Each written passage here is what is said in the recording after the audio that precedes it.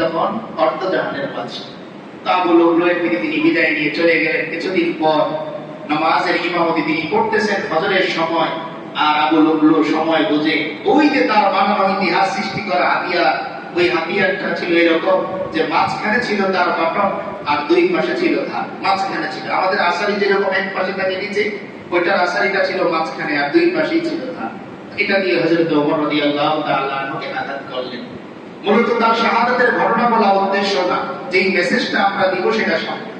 আঘাত করার পরে আঘাতের তীব্রতা এত বেশি ছিল যে ওনার যে খাদ্যনালী, এই খাদ্যনালীটা নামাজের মধ্যেই বের হয়ে গেল। এইভাবে তাকে আঘাত করা হলো। হযরত ওমর রাদিয়াল্লাহু তাআলা আনহু বেহুশ হয়ে পড়ে গেলেন। আব্দুল্লাহ ইবনে ওমর রাদিয়াল্লাহু তাআলা আনহু বলেন, আমি আমার বাবাকে পাগড়িটা খুলে পেটের মধ্যে বাঁধ দিলাম, আর বাদ দিয়ে ওনাকে ধরে ঘরের মধ্যে নিয়ে গেলাম। এদিকে নামাজ শেষ করা হলো। আরো কয়েকজন সাহাবী শহীদ হয়েছে। পরবর্তীতে আবু লুলুকে আর ধরা যায়নি, সে নিজেই ওই ছুরি দিয়ে নিজের গলার মধ্যে বুঝ দিয়ে আত্মহত্যা করেছে। হযরত ওমর রাদিয়াল্লাহু তাআলা আনহু হুঁশ ফিরছিল না। আব্দুল্লাহ ইবনে ওমর রাদিয়াল্লাহু তাআলা আনহু বলেন, বারবার আমি বাবার কাছে যাচ্ছিলাম, বাবা বারবার যাচ্ছিলাম, কিন্তু তার হুঁশ ফিরছিল। তো তখন এক সাহাবী বুদ্ধি করে তার কানের কাছে যেয়ে বললেন, আসসালাতু ইয়া আমিরুল মুমিনিন, নামাজ হে আমিরুল মুমিনিন। এই কথা বলার সঙ্গে সঙ্গে হযরত ওমর রাদিয়াল্লাহু তাআলা আনহু চোখ দুইটা খুলে গেছে। সুবহানাল্লাহ। নামাজের কথা শোনার পর হযরত ওমর রাদিয়াল্লাহু তাআলা আনহু এমন একটা অবস্থায় খাদ্যনালীটা বের হয়ে গেছে পুরোটা। তিনি বলতেছেন, ও সাহাবীরা, তোমরা কি নামাজ শেষ করতে পেরেছো? নামাজ কি সবাই আদায় করতে পেরেছে? সাহাবীরা বললেন, আমিরুল মুমিনিন, সবাই নামাজ শেষ করতে পেরেছে। তিনি বললেন, আলহামদুলিল্লাহ, অবশ্যই আল্লাহর শুকর, কারণ যার মধ্যে নামাজ নাই তার মধ্যে দ্বীন নাই, যার মধ্যে নামাজ নাই তার মধ্যে দ্বীন নাই। এরপর হযরত ওমর রাদিয়াল্লাহু তাআলা আবারও বেহুশ হয়ে গেলেন।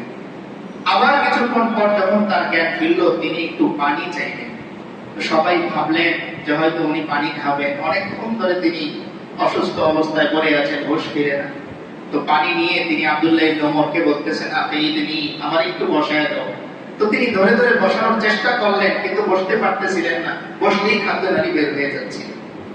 তো শোয়া অবস্থায় যখন তিনি পানি হাতে নিলেন, তো আব্দুল্লাহ ইবনে ওমর রাদিয়াল্লাহু তাআলা মুখের কাছে পানি নিবেন, তিনি ইশারায় না করলেন যে পানি খাবো না, পানি দিয়ে ওযু বানাবো। কি করবে? ওই মুহূর্তে পানি দিয়ে তিনি ওযু শেষ করলেন। ওযু শেষ করার পরে আবার বলতেছেন, আব্দুল্লাহ, আমাকে একটু বসিয়ে দাও, আমি নামাজটা শেষ করি। আব্দুল্লাহ বলতেছে, বাবা, আপনার বসা সম্ভব না, যেইভাবে আঘাতের অবস্থা, তীব্রতা এত বেশি, বসলে আপনার খাদ্যনালী বের হয়ে যাবে। তিনি আবার ধমক দিয়ে বললেন, আব্দুল্লাহ, আমাকে বসাও, আমার আল্লাহ দেখুন, আমি ওমর নামাজের মধ্যেও আমার আল্লাহকে স্মরণ রেখেছি। এবার যখন আব্দুল্লাহ ইবনে ওমর রাদিয়াল্লাহু তাআলা তাকে বসানোর চেষ্টা করলেন, খাদ্যনালীটা আবারও বের হয়ে গেল। পাগড়ি দিয়ে আবার তিনি বাঁধলেন, আবার তিনি শুইলেন, শুয়ে শুয়ে নামাজ শেষ করলেন। তিনি কি করলেন? নামাজ শেষ করলেন।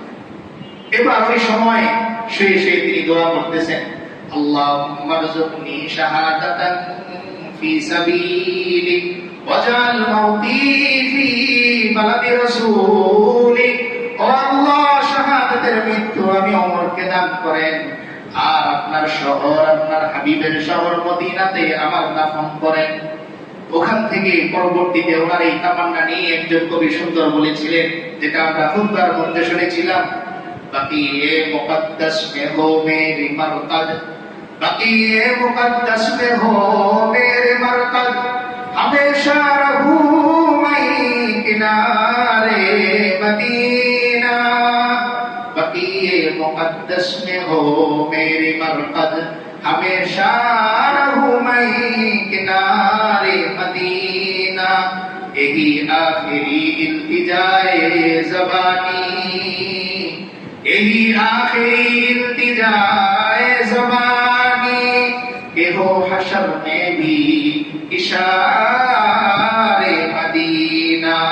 এমন যেন হযরত ওমর আল্লাহকে বলতেছেন, ও আল্লাহ, আমার একটাই আশা, আমার কাফনটা যেন মদিনাতে হয়, মদিনার ঘাম যেন আমার নাকের মধ্যে আসে, আমি যেন আমার হাবিবের পাশে ঘুমাতে পারি, যেন হাশরের ময়দানে আমার হাবিবের সঙ্গে আমার হাশর হয়। তিনি দোয়া করতেছিলেন। এরপর জিজ্ঞেস করলেন, আমাকে কে শহীদ করেছে, হত্যা করেছে, কি আঘাতটা করেছে? কি সব সাহাবীরা বললেন আবু লুলু।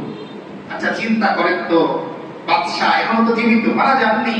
এই মুহূর্তে যখন তিনি শুনলেন যে ওই আবু লুলু একজন লোহার, সে আমাকে কি করেছে, আঘাত করেছে, তো তিনি অর্ডার দেওয়ার কথা না যে তাকে হত্যা করো। যদিও সে নিজে নিজেই আত্মহত্যা করেছে, কিন্তু অর্ডার তো দেওয়ার কথা, তিনি তো আর জানেন না। তো তিনি বলতেছেন আলহামদুলিল্লাহ। কি বললেন? আলহামদুলিল্লাহ, আল্লাহর শুকর যে কোন নামাজি মুসলমান ব্যক্তি আমাকে আঘাত করে নাই, তাহলে আমার আফসোস নাই। মাফ করে দিলেন মনে মনে আবু লুলু। এরপরে যখন চিকিৎসক নিয়ে আসা হলো চিকিৎসার জন্য, কোনোভাবেই সুস্থ হচ্ছেন না, খাবার খেতে পারেন না, খাবার খান ভেতরে থাকে না খাবার, তো তখন পাদ্রী আসলো, এসে ওনাকে এক পেয়ালা দুধ দিল আর বলল, ওমর, এর পরবর্তী খলিফা আপনি নির্বাচন করে ফেলেন, আপনার হায়াত কমে এসেছে, আয়ু কমে এসেছে, আপনি আর থাকবেন না। তো এই অবস্থাতেই হযরত ওমর রাদিয়াল্লাহু তাআলা দুধটা নিলেন, পান করলেন। আর আব্দুল্লাহ ইবনে ওমর রাদিয়াল্লাহু তাআলা বলেন, আমি তাকিয়ে দেখলাম আমার বাবার খাদ্যনালী দিয়ে সেই দুধগুলো বের হয়ে যাচ্ছে, হজম হচ্ছে। এমন একটা অবস্থা। এই মুহূর্তে যখন পাদ্রী ওই চিকিৎসক বের হয়ে যায়, তো ওনার জামাটা ছিল টাকনোর নিচে। কোথায়? টাকনোর নিচে।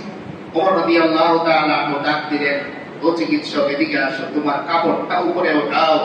কারণ এই কাপড় উপরে রাখাটা এটা আমার আল্লাহর রাসূলের আদেশ, এইটা হচ্ছে আমার আল্লাহর আদেশ, তাই তুমি কাপড়টা একটু উপরে ওঠাও। ওই মুহূর্তে থেকে ইসলামের প্রতি, এই যে আমরা খুতবার মধ্যে পড়ি, ওয়া আশাদুহু ফি আমরিল্লাহি উমর, আল্লাহর আদেশের ব্যাপারে, ইসলামের আদেশের ব্যাপারে ওমর ছিলেন সবচেয়ে কঠিন। এই ছিল হযরত ওমর। এরপর যখন তিনি শাহাদাতের আগ মুহূর্তে চলে আসলে, তার ছেলে আব্দুল্লাহ ইবনে ওমর রাদিয়াল্লাহু তাআলা আনহুকে পাঠালেন যে, ও ছেলে যাও, আম্মাজানের কাছে যাও, আম্মাজান আয়েশার কাছে যে অনুমতি চাও, তিনি যেন একটু মেহেরবানি করে অনুমতি দেন, আমি যেন আমার হাবিবের কবরের পাশে একটু শুইতে পারি। অনুমতি দেয়া হলো, তিনি শাহাদাত অর্জন করলেন। ইন্তেকালের পরে যখন তাকে গোসল দেয়া হচ্ছে, এই সময় কয়েকজন সাহাবী খেয়াল করলেন যে ওনার পিঠের মধ্যে চাবুকের দাগ জায়গায় জায়গায় ঘা হয়ে গেছে। তখন সাহাবায়ে কেরাম একে অপরকে প্রশ্ন করতেছেন, আমিরুল মুমিনিন হযরত ওমরকে আঘাত করবে এরকম ব্যক্তি তো এই মক্কা মদিনার জমিনে নাই, তো ওনার পিঠের মধ্যে এরকম আঘাতের চিহ্ন কেন? আব্দুল্লাহ ইবনে ওমর রাদিয়াল্লাহু তাআলা আনহুকে সাহাবীরা ডাকলেন, ডেকে জিজ্ঞেস করলেন। উনি বলতেছেন, আমিও তো জানি না, তবে আমার বাবার ডায়েরি আছে। তো এবার আব্দুল্লাহ ইবনে ওমর রাদিয়াল্লাহু তাআলা বাবার লিখিত ডায়েরিটা নিয়ে আসলেন। দেখলেন ওই ডায়েরির মধ্যে হযরত ওমর প্রতিদিন ডায়েরি লিখতেন, দিনের বেলা কতগুলো আমল করেছেন আর কতগুলো অন্যায় করেছেন।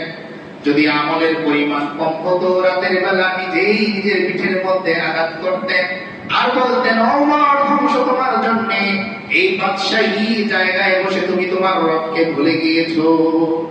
তিনি প্রতিদিন নিজেই নিজের কি করতেন, হিসাব মিলাতেন।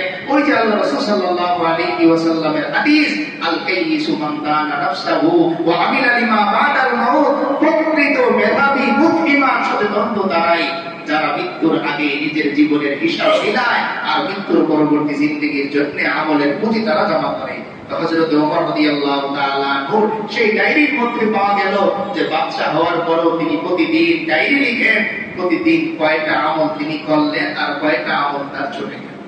এমন একজন বাদশা ছিলেন, পুরো জিন্দেগিটা তার এমন ছিল যে তার এই বাদশাহী বিন্দু পরিমাণ তাকে আল্লাহর মারিফাত থেকে, আল্লাহর ভালোবাসা থেকে দূরে ঠেলতে পারে নাই।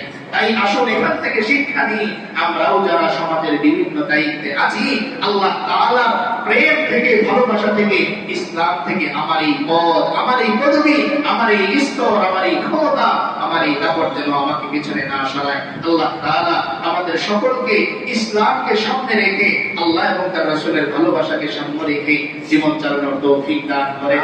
আমিন। ওয়া আখিরু দাওয়ানা আলহামদুলিল্লাহি।